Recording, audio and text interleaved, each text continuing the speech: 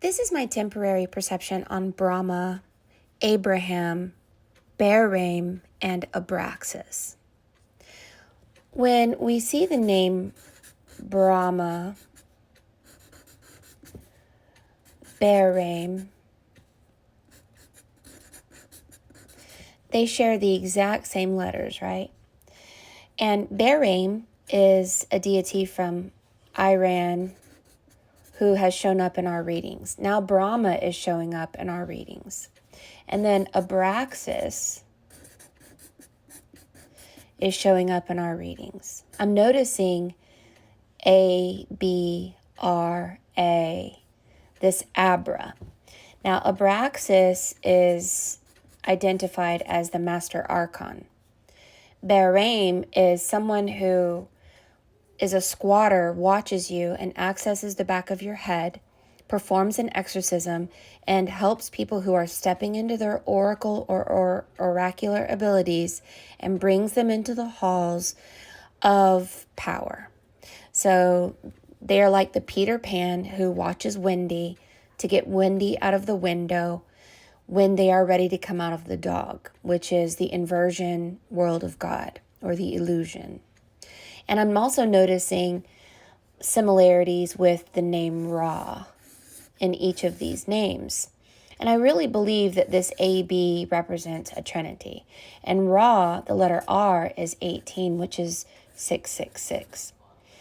And when we get into numerology and the explanation, not from a microcosmic perspective or point of view, but from a macrocosmic point of view, that they represent a soul who is ready to enter into a celestial invisible school. And so they often call these gods Papa. And so when you're looking at Stranger Things, where the character 11 has to become powerful. Otherwise, she can't exit the mental hospital. So if we are in a training ground and we are exercising our power, then it makes sense that Jesus said, if you believe me, you can be as powerful as me. And I know you guys who are moving away from the Bible and Jesus, I don't see Jesus as a man. I see Jesus as an element. And so this comes to the name El. You know Jesus Christ has 11 letters in their name, right? And El is the 11th house of Aquarius, but this 666 is 6 protons, 6 neutrons, and 6 electrons. So you have 6 protons, 6 neutrons, 6 electrons. Only one of these lives forever. So Joseph, Mary, Jesus, Osiris, Isis, Horus. The Christ or Christ is an awareness that we can grow our spirit like an embryo to the point where we activate the electrons on a multi-level scale of where we become a collective consciousness through this electron energy. Electron is L, electrons, and it's connected to electricity, El Shaddai, Elohim, and even the one infinite God is Aleph. And this Aleph is the alphabet. So Aleph is spelled this way also, and it derives from the alphabet. So I think that this alphabet, Alpha, Aleph, God is connected to ancient energies, which awakens our eyes, our physical eyes, our spiritual eyes. But let us look in the looking glass, and we're going to literally call forward Brahma and see what they have to say in case I am just limited in my perception.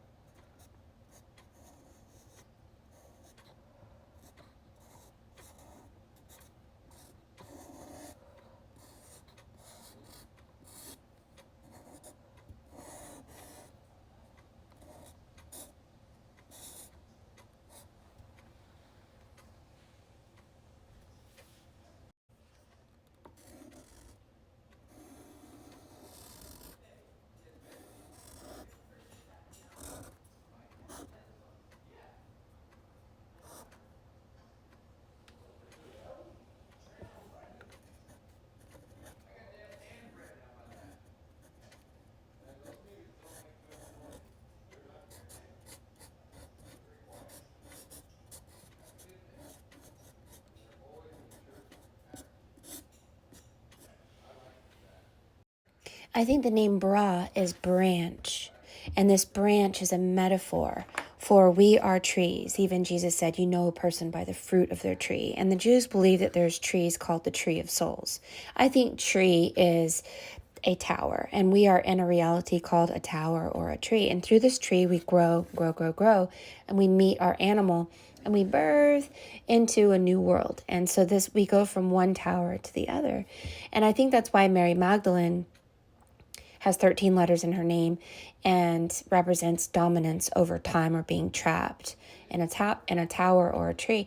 And Magdalene means tower. So there's this female here, and it could be any female representing the invisible world or magnetism. So this branch and the even Buddha tree and this branch is an owl holding the number 8 with a butterfly, and it really represents a transcendence from being earthbound to being able to fly and having these living waters, becoming a tower, becoming a place yourself through our collective and individual mastery. And that once you step outside of this tree, you're not just yourself. I guess you become Harry Potter, Hermione, and Weasley. You become a trinity yourself, where you're not just you're actually sharing in consciousness. There's more to this if you want me to do a part 2.